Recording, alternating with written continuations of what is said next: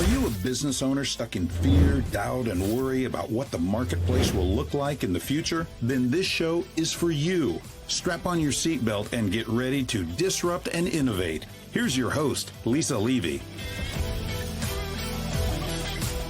I'm excited to introduce you to our guest today, Katja Kempe. She is the founder and CEO of Viveka, a human capital tech platform transforming how companies develop their people through scalable coaching, training, and reskilling. Raised in an entrepreneurial family and having held global leadership roles, Katja saw firsthand how chaotic and costly people development could be. So she built Viveka to simplify it and scale it. Today, she's a leading voice in human potential, conscious leadership, and the future of work. She was named one of the top 10 female entrepreneurs by CIO Magazine, and I am so thrilled, Katja, to welcome you to the conversation. Lisa, it's so great to be here. Thanks so much for the invite. I am so thrilled to have a conversation. I love talking about people who have built something that they're scaling, and then of course we'll talk about all the things that's part of that journey. Start for us with for the audience with why the work you're doing today is so important. Well, that's a great question. We believe the way that we develop people is broken, and that the future of leadership can be built on, we can't build the future of leadership on outdated models of power, performance, and pressure. And so we're coming in with a platform that helps companies and help the leaders within the organization transform so that their environments can transform, and we create happy and healthy environments that thrive and cultures that thrive so we can adapt to the shifts that we are already experiencing. Absolutely. Power, performance, pressure. That's the world we came up in our career.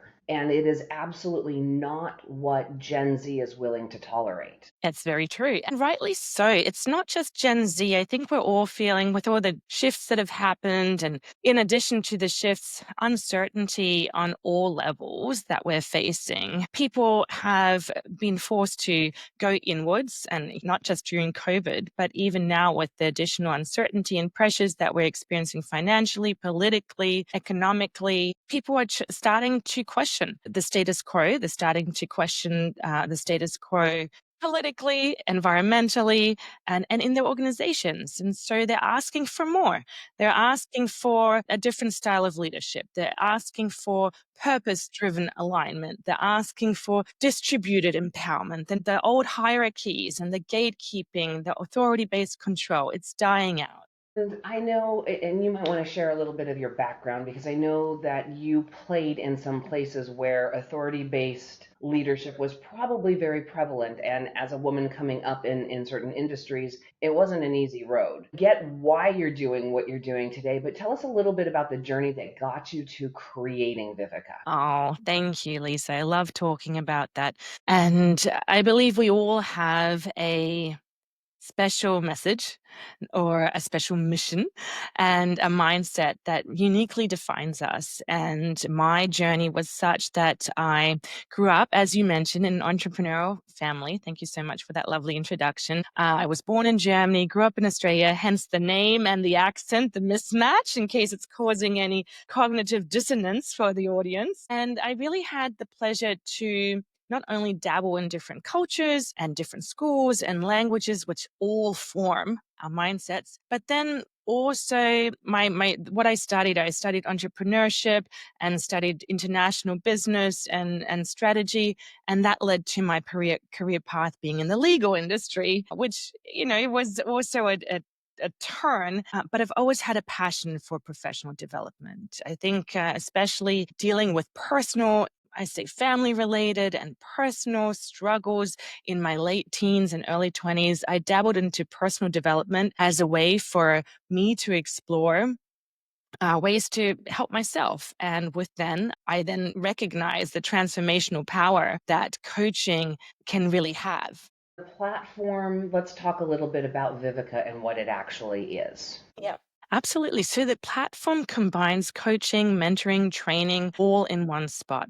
Problem that we're experiencing right now, Lisa, is companies want to help their employees.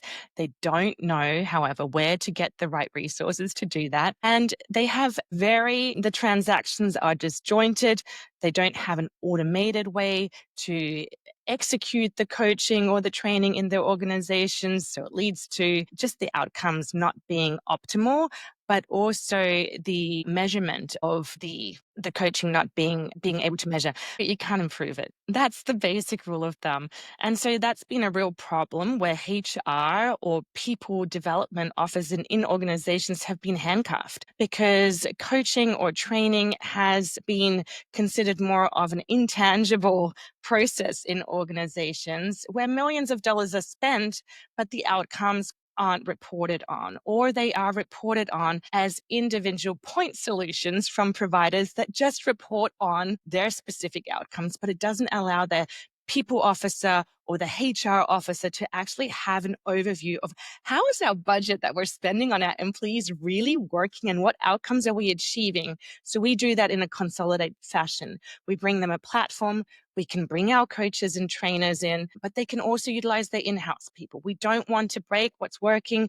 If they have a system or external providers that they're working with, we have a bring your own coach model. They can absolutely do that. Typically, organizations substitute with our coaches because they are vetted and such great quality experts. And that helps the organization scale their leadership or training or mentoring as well.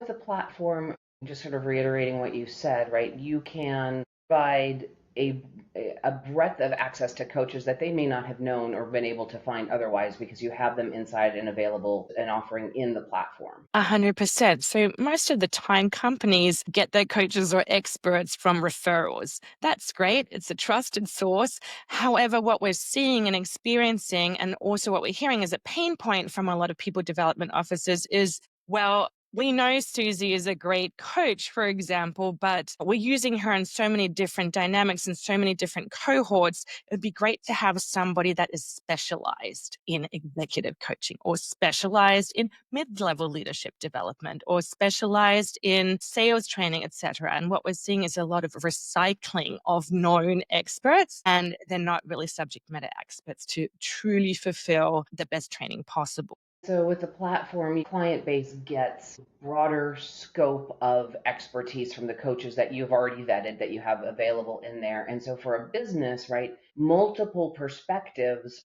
tremendous value, because if you're just relying on Lisa, and I hardly support relying on Lisa, but it's a voice, it's a perspective, a set of skills, experiences, and capabilities. But if you have specialists across different needs, you're getting more actual value to your employees. And that's a huge difference than always relying on that one person who may be a coach that's been in your environment for years. And perspective is valuable. Yeah, bringing in a new perspective is valuable, and it also relates back to the trust factor. If you've always been working with one person, well, sometimes that's not always the most beneficial because there might be trust factors within the organization. If it's an internal consultant or expert that they're coaching with, they don't have the emotional security or safety to truly get to the nuts and bolts of what's in the way or the limiting beliefs, or truly being able to speak authentically about the issues at hand. One of the things that I like about the combination of how you've grouped coaching, mentoring, training, right? Coaching has, for years, was one of those things that executive coaching happened, but it was very quiet, right? Nobody talked about it. It was something that your top tier executives may get an opportunity to take part in. But in bringing all of these together across the platform, across an environment, you really are setting the stage for that new paradigm of leadership and being able to invest in people holistically so that how we feed this in, right? This creates really strong opportunity for succession planning inside of an organization because you're developing and growing from within. What's that kind of impact and what's that future look like with this new paradigm that you envision? Yeah, absolutely. You hit the nail on the head, Lisa. So in the past, coaching or training was nearly considered as there's something that I've done wrong or there's an improvement that's required. It wasn't considered as a perk or as a hack or as as a way to accelerate performance within the organization. It was nearly considered as a punishment. That's really speaks to the shift that we're experiencing now, where people are more open. And you can even see it in the latest Gartner report. The latest Gartner report saying is leadership development is the number one priority for HR departments, followed by number two being cultural transformation and integration. Due to us experiencing such decentralized work environments, and unfortunately due to uncertainty being at an all-time high, we're also experiencing attrition and unfortunately retention numbers being at an all-time high. So we're entering the talent crisis 3.0. Can you tell us a story about the impact that you've had with a client? Take us on a bit of a journey and a story on the change that happened when they started leveraging Viveka and what it meant for the business. You're absolutely right, Lisa. So the paradigm, the old leadership paradigm is changing. And what we're seeing is that individual hero leader that wants to take all the credit. Those transactional relationships, they're dying out, and those static career paths, what we've seen in the past, they've brought us to where we are today, but unfortunately it doesn't help right now. And it is also not fitting an environment where we have 3 generations in the workforce with different requirements and different demands, but also adapting to generative AI, the uncertainty. These are all factors that are, for the first time ever, and the pace of change coming in to form this perfect storm, Lisa. And so, yes, it's dying. It served us in a great way. We've been able to build phenomenal industries in technology and innovation to date. And now it's about adapting to what needs to be done in the future. So some of the organizations that we've worked with, I'll just mention, one of them, we can mention 2 examples. One was a Big Four organization, a large consulting and audit company, and they utilized the Viveka platform to execute their coaching themselves. So the platform allowed them to measure their coaching, automate it more effectively, and help with the client reporting. Another example that I can give you is, and then this speaks more to the paradigm shift, organizations that have undergone M&A activity. So we're seeing a lot of industry consolidation right now, and A is just a given nowadays, with us entering life cycles that are on the maturity level, and more companies forming oligopolic or monopolistic industries. But with that, we're taking 2 leadership teams and we're now merging them into one. Sometimes it's a natural given that the acquiring company keeps the leadership in place and others are restructured or let go. And what we're seeing is not only uncertainty in those environments, but anxiety-driven or cortisol-driven, reactory. I guess the leaders themselves not being able to follow a unified strategic approach, but they're being more reactive. They don't know if they're going to be able to hold their position in the future. And it really requires a leadership intervention so that the disjointed teams can form one unified team that also speaks to that distributed empowerment within the organizations. So A is a big topic, Lisa, that we're seeing, and then just bringing leadership teams together. And A is a fantastic sort of case study for this, because you're right, very seldomly the reality, right? It's usually, I don't know why we don't just own it, right? These are acquisitions. There's usually kind of a winner and a losing side in the scheme of power and leadership, and occasionally restructured into an entity and a new leadership team, but that's not always graceful.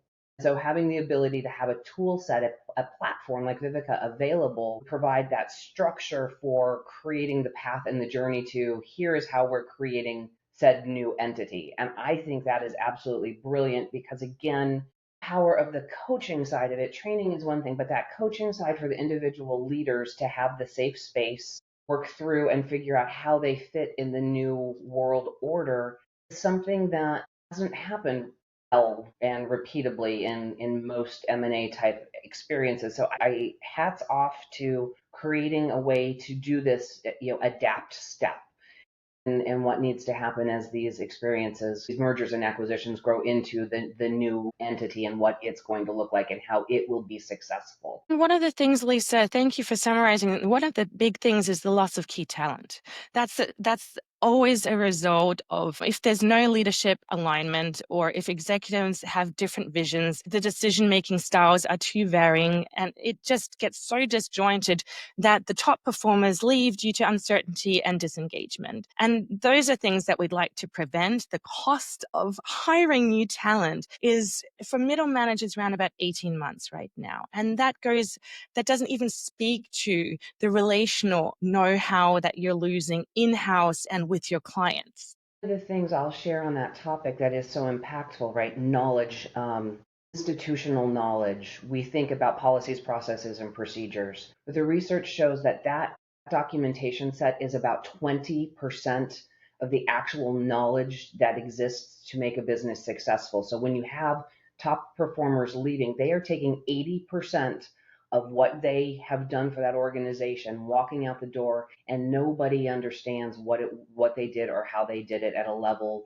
that actually is meaningful. So the cost of that exit, or many of those exits, replacement, sure, but the actual loss of institutional knowledge is almost unquantifiable.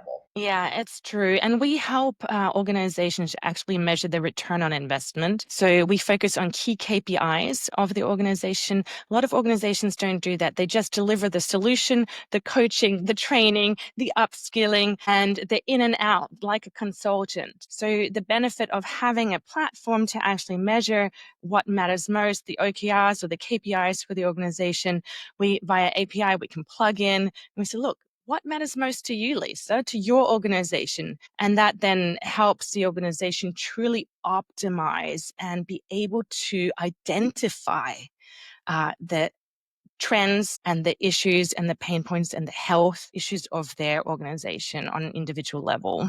Absolutely. Katya, we've talked about so many wonderful things around what Viveka can offer to organizations. If you've piqued the interest and curiosity from the audience, how do they learn more about Viveka or reach out and contact you? Absolutely. Thank you so much. Just go to the website, viveka.world, or contact us, info@viveka.world. That's the best way. Fantastic.